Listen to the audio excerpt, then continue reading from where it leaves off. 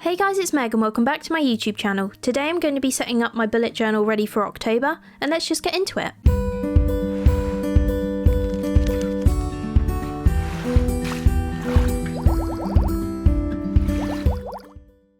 So some of you might remember that last October I created a theme called When Pumpkin Met Ghost, and it was a hashtag and everyone was loving it.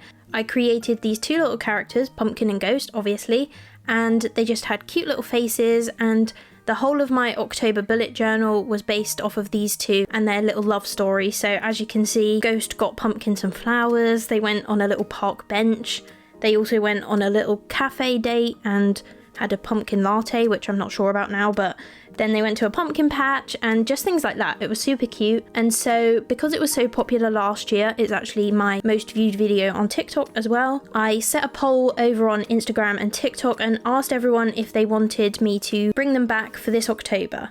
Everyone was pretty much for it, so that's what we're gonna do.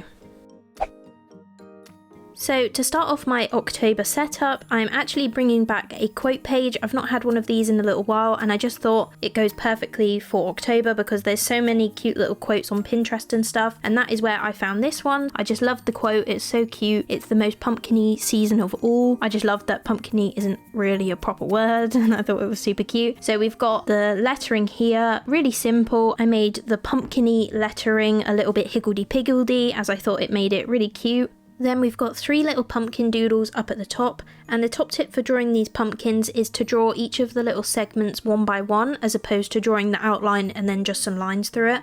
I just find it gives it a bit more of a realistic illustration-y vibe as opposed to just a circle with some lines. So there's that. I've also made them odd shapes and sizes, as again pumpkins come in all shapes and sizes, so having that just makes it look really cute and a little bit more realistic than just your standard pumpkin doodle. I've then added just some little decorations around the quote, so I've got stars and leaves, and then I've added a tiny little calendar at the bottom just so I know which day each date is going to be on at a quick glance. Then I randomly decided to start doing the cover page before I'd actually finished off the quote page. I'm not really sure what was going through my head, but either way I grabbed my Tombow Jewel brush pen using the smaller side to write hello, and then just a simple fine liner. I think I used the 0.5 size as I decided that would fit a bit better than kind of brush pen lettering for this setup. Then I'm going ahead and drawing my Ghost and Pumpkin from last year's October Bujo, and they are just really simple easy shapes with big eyes and the whites of their eyes looking at each other,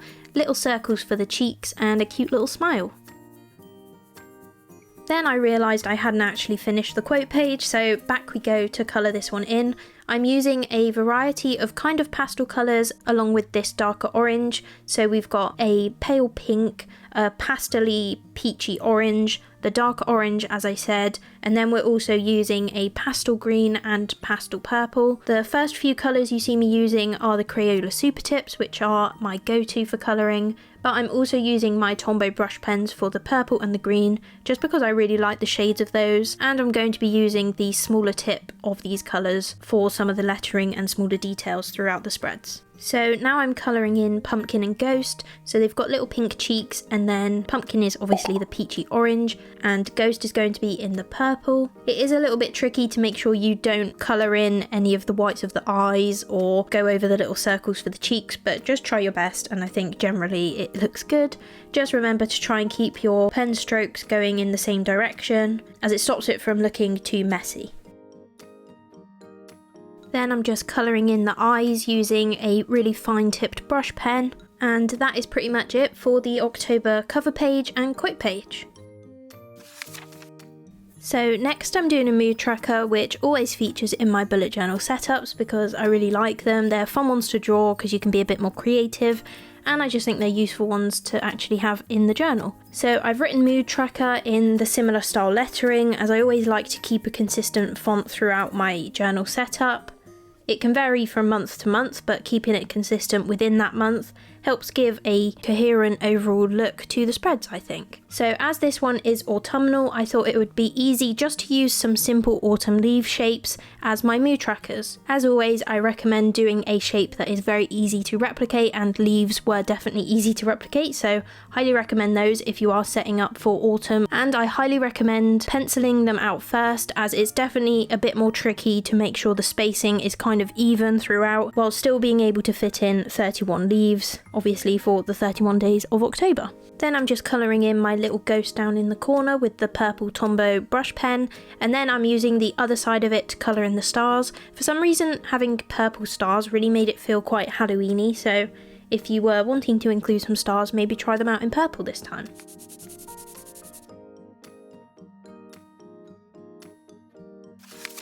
Then for the final page, I have split this into a habit tracker and a gratitude log. As I'm getting towards the end of my journal, I'm just trying to be really strategic with how I'm using the pages, because I really don't want to end up being on the last couple of weeks of December and running out of room, for example. So this is your sign to go and check how many pages you've got left. Maybe start penciling in some potential pages you might be using over the next 3 months, just to make sure you're not going to end up having to do December in a new journal, for instance.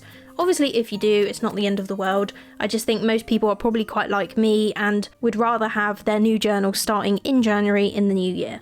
So here are my habit trackers. I'm just doing 3 for this month, as I went a bit overboard last month with 8 and it was a little bit overwhelming. So I've stuck with 3 for this month, doing Duolingo, meditation, and also my vitamins. So the habit tracker is taking up the top half of the page, and then down at the bottom I've got a mini gratitude log. So here I've literally got half a line per day to write something I'm grateful for, something positive that happened, a nice joyful memory, something like that, just a bit of positive journaling going on, as I think it's really good for you and beneficial to practice some gratitude. So if you've not tried one out before, I recommend trying one out if you can. Equally, if you've already set up for the month, you could maybe just include a line of gratitude in your daily or weekly spreads. But let me know something you are grateful for down in the comments today, and we can have a little burst of positivity going on down in the comments.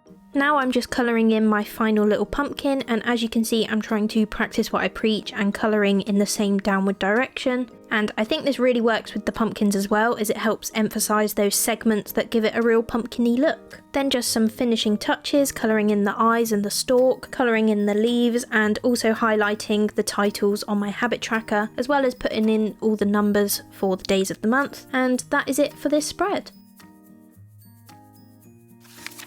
And there you have it, my October bullet journal all ready to go. I have to say, I think the quote page might be my favourite this time. Let me know which of the pages is your favourite. I'm very happy to have Pumpkin and Ghost back again in my bullet journal. They are so cute, so hopefully you guys like them too. If you decide to recreate this or use Pumpkin and Ghost in your setup, don't forget to use my hashtag WhenPumpkinMetGhost and also tag me so I can check out your setup if you are using them. Otherwise, let me know what theme you are doing for October. But that is it for this video. Thank you so much for watching. Special thanks goes to this week's subscriber shout out. Thank you so much, Simran, for all of your support and lovely comments on my channel. If you've all enjoyed this video, don't forget to like, comment, subscribe and hit the notification bell if you want to be notified when I next upload.